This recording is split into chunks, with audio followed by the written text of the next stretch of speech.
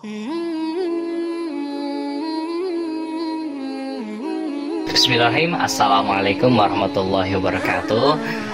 Teman-teman yang dimuliakan Allah Subhanahu wa Ta'ala, mungkin kita semua pasti mempunyai cita-cita dan juga mimpi ya. Kita sudah berusaha keras untuk mencapai mimpi dan cita-cita dengan perjuangan, kemudian ikhtiar, dan juga pastinya dengan doa ya. Kemudian kita perbaiki juga kualitas ibadah kita kepada Allah Subhanahu wa Ta'ala.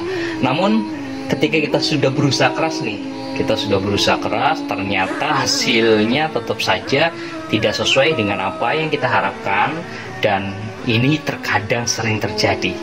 Nah, kalau kita semua dalam posisi ini teman-teman, kita jangan langsung bersuudzon kepada Allah, jangan langsung berburuk sangka kepada Allah. Dan sepertinya ini tidak mudah ya.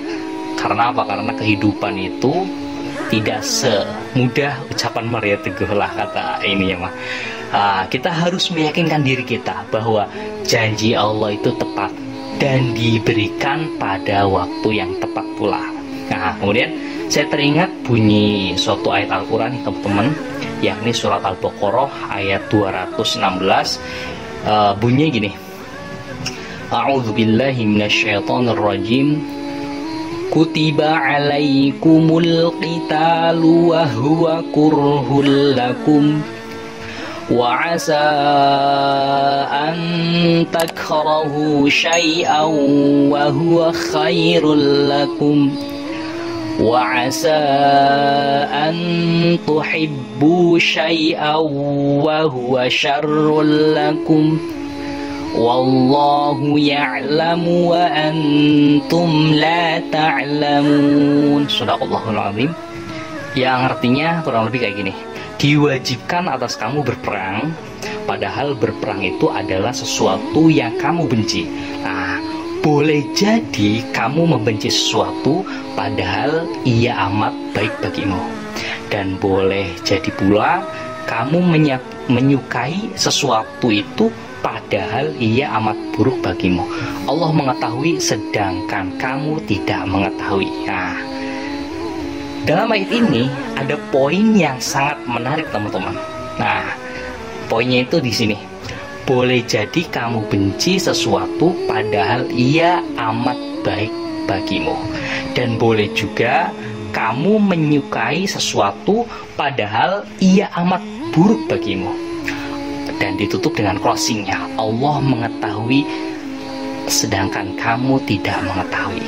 Nah, ini dalam suatu kaidah penafsiran ada suatu kaidah yang berbunyi kurang lebih seperti ini: al-ibrah bi'umumil lafz la bikhususis sabab. Yang artinya pengambilan ibrah atau hikmah dengan keumuman lafaz tanpa terkhususkan pada suatu sebab turunnya ayat. Jadi, kalau kita ambil hikmah lain dari ayat ini tanpa terkhususkan pada suatu sebab turunnya suatu ayat tersebut, poin yang kita hasilkan adalah Allah Subhanahu wa Ta'ala itu lebih tahu daripada kita. Allah akan memberikan apa yang kita butuhkan, bukan apa yang kita inginkan. Baik, saya akan sedikit bercerita yang nanti ceritanya ini ada korelasinya dan berkaitan dengan poin di atas tadi. Mari kita resapi seksama ya teman-teman. Baik, ceritanya begini. Suatu ketika ada dua orang sahabat, kita sebut saja namanya Yoko dan juga Dalban misalkan. Ceritanya keduanya itu akan mengikuti acara wisuda pada hari Ahad ya, pada hari Ahad nanti di pesantrennya.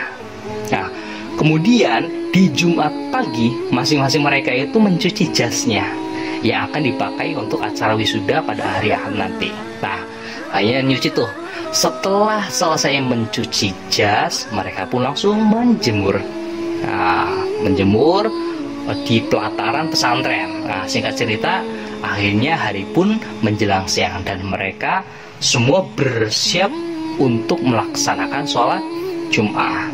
Kemudian ketika waktu hendak menuju masjid untuk sholat, langkah si Dalban tersebut. Dalban ini tadi kan pertama Yoko dan juga Dalban. Langkah Dalban itu terhenti karena terkejut. Ternyata jas miliknya itu yang sudah dicuci bersih, wangi itu jatuh ke tanah sehingga kotor. Nah, sejenak dalam hati Dalban itu berbicara, ya Allah, padahal saya sudah susah payah mencuci jas itu sampai bersih dan juga wangi.